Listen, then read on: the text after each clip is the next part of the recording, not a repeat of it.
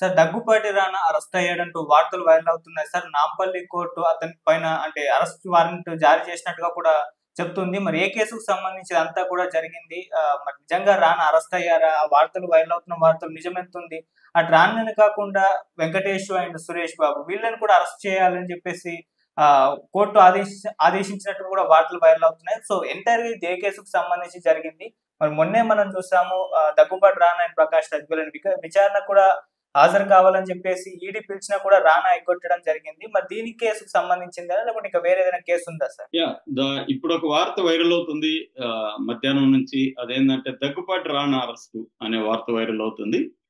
అట్లాగే ఈ కేసులో దగ్గుపాటి సురేష్ వాళ్ళ నాన్న, వాళ్ళ తమ్ముడు దగ్గుపాటి అభిరామ్, వాళ్ళ చిన్నాన్న దగ్గుపాటి వెంకటేష్, హీరో వెంకటేష్, వీళ్ళందరూ కూడా ఈ కేసులో అరెస్ట్ అయ్యే అవకాశాలు ఉన్నాయని చెప్తున్నారు. అసలు ఈ కేసు ఏంటి, అట్లాగే ఈడీ రానా మీద పెట్టిన కేసు ఏంటి అనేది ఇప్పుడు చూద్దాం. వీళ్ళకి దగ్గుపాటి ఫ్యామిలీకి road number 1 film Nagar, Jubilee hills లో ఉండే ఫిల్మ్ నగర్ రోడ్ నెంబర్ 1 లో ప్లాట్ నెంబర్ 2 అండ్ 3 అంటే ఒక సైట్ ఉందన్నమాట. అక్కడ వాళ్ళకి ఖాళీ సైట్ ఉంది. దీన్ని 2014లో W3 hospitality services private limited అనే ఒక సంస్థ ఉంది. ఆ సంస్థ డైరెక్టర్ నందకుమార్, ఆయనకి వీళ్ళు లీజుకి ఇచ్చారు. ఈ నందకుమార్ 2022లో కూడా వార్తల్లో నిలిచాడు. అప్పుడు ఏంటంటే బీఆర్ఎస్ ఎమ్మెల్యేలని బీజేపీ కొనుగోలు చేయడానికి ప్రయత్నించిందని, అందులో ఈ నందకుమార్ కూడా ఉన్నాడు అనమాట ఆ టీంలో. సో అంటే ఈయనకున్న పాపులారిటీ గురించి చెప్పడానికి చెప్తున్నాను. సో ఈయనకి వాళ్ళు లీజుకి ఇచ్చారు 2014. అయితే దగ్గుపాటి ఫ్యామిలీ చెప్తున్నది ఏమంటే, ఈయనకి ఇచ్చినప్పుడు అగ్రిమెంట్ లో ఏంటంటే సబ్ లీజుకి ఇవ్వకూడదు, నువ్వే వాడుకోవాలి తప్ప వేరే వాళ్ళకి నువ్వు లీజుకి ఇవ్వకూడదు అనే క్లాజు మేము పెట్టామనేది వాళ్ళు చెప్తున్నారు. కానీ నందకుమార్ ఏం చేశాడంటే అక్కడ దక్కన్ కిచెన్ అనే ఒక హోటల్ కమ్ రెస్టారెంట్ ఆయన పెట్టాడు. దాంతో పాటు కొంత స్పేస్ ని ఆయన వేరే వాళ్ళకి లీజుకి ఇచ్చాడు. అంటే ఐస్ క్రీమ్ పేర్లలో ఏదో ఇట్లాంటి వాటికి కూడా అక్కడ లీజుకి ఇచ్చాడు అనమాట. అది ఇవ్వకూడదు కదా, అగ్రిమెంట్ ప్రకారం నువ్వు ఎలా ఇస్తావని వీళ్ళు ఆయనకి లీగల్ నోటీసులు ఇవ్వడం, ఆయనకి ఫోన్లు చేసి మాట్లాడడం చేస్తే ఆయన కేర్ చేయలేదు అనేది వీళ్ళ వర్షన్. దాంతో వీళ్ళు ఏం చేశారంటే గొడవలు మొదలైనవి. ఇదంతా కూడా 2018లో డిస్ప్యూట్ స్టార్ట్ అయింది. నువ్వు ఖాళీ చెయ్యి అని చెప్పి, లేదు నేనెందుకు ఖాళీ చేయాలి, నా దగ్గర అగ్రిమెంట్ ఉందని ఏం చెప్పడం. వాళ్ళకి ఎందుకు ఇచ్చామంటే అవి కూడా నావే అని వీళ్ళకి నేనేం లీజుకి ఇవ్వలేదు, అవి కూడా నావే అని ఈయన చెప్పడం. వీళ్ళకేమో అది తెలియడం, ఈయన లీజుకి ఇచ్చే నావే అంటున్నాడు అని వాళ్ళు ఏంటంటే గొడవలు వేసుకున్నారు. మామూలుగా ఏంటంటే చాలా బిజినెస్లు, ముఖ్యంగా హోటళ్ళు ఉన్నప్పుడు పక్కన టీ స్టాల్ ఇస్తారు, లేకపోతే కిల్లీ షాప్ ఇస్తారు. ఇలాగా ఏవో లీజుకి ఇవ్వడం అనేది మనం చూస్తుంటాం. ఎందుకంటే ఆ స్పేస్ ని జాగ్రత్తగా వాడుకోకపోతే వర్కౌట్ అవ్వదని చెప్పి ఇస్తా ఉంటారు, కమర్షియల్ కాబట్టి. సో ఇతను నందకుమార్ కూడా అలాగే ఇచ్చినట్టున్నాడు. బట్ అగ్రిమెంట్లో అది లేదనేది వీళ్ళ వాదన. నువ్వు తక్కువకి డబ్బులు నువ్వే చేస్తావంటే మేము తక్కువకి ఇచ్చాము నీకు, నువ్వు మళ్ళీ దాని కమర్షియల్కి ఇవ్వడం కరెక్ట్ కాదనేది వీళ్ళ వాదన. గొడవలు అయినాయి. ఈ గొడవల్లో నుంచి కోర్టులో కేసులు వేసుకున్నారు. ఈ కేసులు కోర్టులో కేసులు ఉన్నప్పుడే 2022లో జిహెచ్ఎంసి వాళ్ళ ద్వారా కొద్దిగా దక్కన్ కిచెన్ ని కూలగొట్టేశారు ఒక రాత్రికి రాత్రి వచ్చి. అప్పటికే ఇంజెక్షన్ ఆర్డర్ ఉంది, దీన్ని ఏమి చేయొద్దని, అయినా కూడా చేశారు. దాంతో ఇతను పోలీస్ కంప్లైంట్ ఇచ్చాడు. ఇతను చెప్పేది ఏంటంటే జిహెచ్ఎంసి వాళ్ళే కాకుండా ఒక 50-60 మంది బౌన్సర్ని కూడా పిలిపించి వీళ్ళు కూలగొట్టారు, నా ప్రాపర్టీ అంతా కూడా 20 కోట్ల వర్త్ ప్రాపర్టీని వీళ్ళు ధ్వంసం చేశారు అనేది ఈయన కంప్లైంట్ ఇచ్చాడు. కానీ ఆ కంప్లైంట్ ని పోలీసులు పెద్ద సీరియస్ గా తీసుకోలేదు. తర్వాత ఏమైంది, మళ్ళీ 2022లో కూడా గొడవ జరిగింది, నవంబర్ జరిగింది. దాని తర్వాత 2024లో మళ్ళీ జిహెచ్ఎంసీ వాళ్ళు కంప్లీట్ గా డెమాలిష్ చేసేస్తారు మిగతా షాపులను వాటన్నిటిని. దాంతో ఈయన 2024 నవంబర్లో ఈయన కోర్టుకి వెళ్ళాడు. ఇట్లా నాది జరిగింది అని చెప్పి కోర్టు సీరియస్ అయ్యి ఇంజెక్షన్ ఆర్డర్ ఇచ్చింది. ఇక మీదట అంటే స్టేటస్ కో ఇప్పుడు ఎలాగ ఉందో అలాగే ఉండాలి, దాన్ని ధ్వంసం చేయడం ఏమి చేయకూడదు అనేది స్టేటస్ కో ఆర్డర్ ఇచ్చింది. అయితే వీళ్ళు గమ్మున ఉండలేదు, మళ్ళీ ఏదో చేయడానికి ట్రై చేస్తే ఈయన ఈ సంవత్సరం జనవరి 11న నాంపల్లి కోర్టులో ప్రైవేట్ కంప్లైంట్ వేశాడు. పోలీసులు కేసు పెట్టట్లేదు, వాళ్ళని ఎఫ్ఐఆర్ చేయట్లేదు, మీరన్నా చెప్పి ఎఫ్ఐఆర్ చేయించండి అని ప్రైవేట్ కంప్లైంట్ కోర్టులో వేశాడు. అంతకుముందేమో సివిల్ కోర్టు, హైకోర్టులో కేసు ఉంది.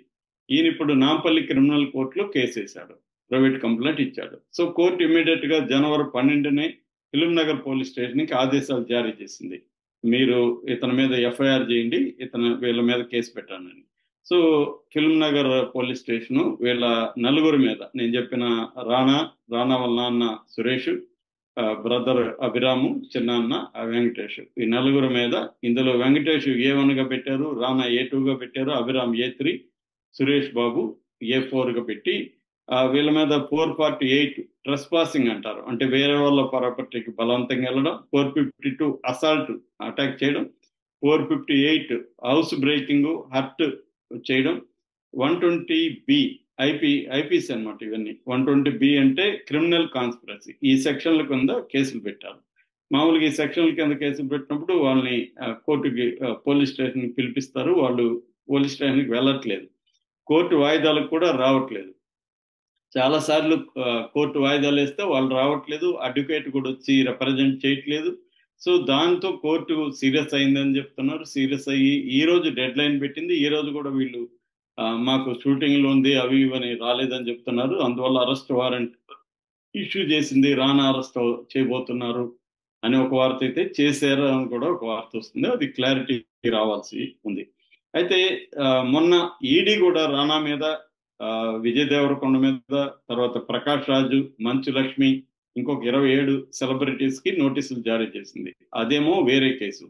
అది వచ్చి బెట్టింగ్ యాప్స్ వీళ్ళు ప్రమోట్ చేస్తున్నారు అనేది కేసు అనమాట. అంటే legal betting apps, illegal betting apps ఉన్నాయి ఇండియాలో. నేను దాని మీద ఆల్రెడీ మన దాంట్లో 2-3 సార్లు చెప్పాను. సో అంటే స్కిల్ బేస్డ్ బెట్టింగ్ యాప్స్ ఏమో legal betting apps, fantasy chance betting apps అని ఉంటాయి. ఈ fantasy and chance betting apps ఏమో ఇల్లీగల్ అనమాట. సో ఆ బెట్టింగ్ యాప్స్ ని బ్యాన్ చేస్తే వాటికి వీళ్ళు ప్రమోట్ చేశారని చెప్పి రానా మీద, వీళ్ళ మీద ఈడీ ఎంటర్ అయ్యి, ఈసీఐఆర్ అంటారు మామూలుగా, మనకు పోలీస్ స్టేషన్ లో ఎఫ్ఐఆర్ అంటాం కదా, ఫస్ట్ ఇన్ఫర్మేషన్ రిపోర్ట్. ఈడీ పెట్టేదాన్ని ఈసీఐఆర్ అని పిలుస్తారు, అంటే ఎన్ఫోర్స్మెంట్ కేస్ ఇన్ఫర్మేషన్ రిపోర్ట్. ఈ ఎన్ఫోర్స్మెంట్ కేసు ఇన్ఫర్మేషన్ రిపోర్ట్ ని నమోదు చేసింది వీళ్ళ మీద. సో అంటే కేసు రిజిస్టర్ అయిపోయింది, ఈసీఐఆర్ కూడా పెట్టింది. వీళ్ళని విచారణకు పిలిస్తే ఒక ప్రకాష్ రాజు మాత్రం అటెండ్ అయ్యాడు, రానా అప్పుడు కూడా అటెండ్ కాలేదు. సో అంటే వీళ్ళు ఏదో ఒక సాగు చెప్పి విచారణకు డొమ్మా కొడుతున్నారు కాబట్టి వీళ్ళ మీద సీరియస్ గా యాక్షన్ తీసుకోవాలన్న ఇదైతే మనకి వస్తుంది అనమాట. ఇది ప్రాపర్టీ డిస్ప్యూట్ కానీ ఇది క్రిమినల్ అయిపోయింది. మామూలుగా అయితే సివిల్ కోర్టులో తేలాలి, ఇది కోర్టులో ఉంది. కానీ వీళ్ళు బలవంతంగా బౌన్సర్లు తీసుకుపోయి, వీళ్ళ ప్రాపర్టీ కావచ్చు, కానీ లీగల్ ఇష్యూలు ఎలా ఉంటుందంటే ప్రాపర్టీ మందైనప్పటికీ కోర్టుల ద్వారానే పరిష్కరించుకోవాలి, కానీ బలం ఉండేవాడు అవతల బలహీనుడైతే వీళ్ళు సక్సెస్ అయ్యేవాడు. ఇక్కడ మనం గుర్తుపెట్టుకోవాలంటే ఇండియాలో ప్రాపర్టీ విషయాల్లో బలహీనుడు బలవంతుడైతే రాత్రికి రాత్రి ఎత్తిపడేస్తారు వాళ్ళని, వాళ్ళు ఏమి చేసుకోలేరు.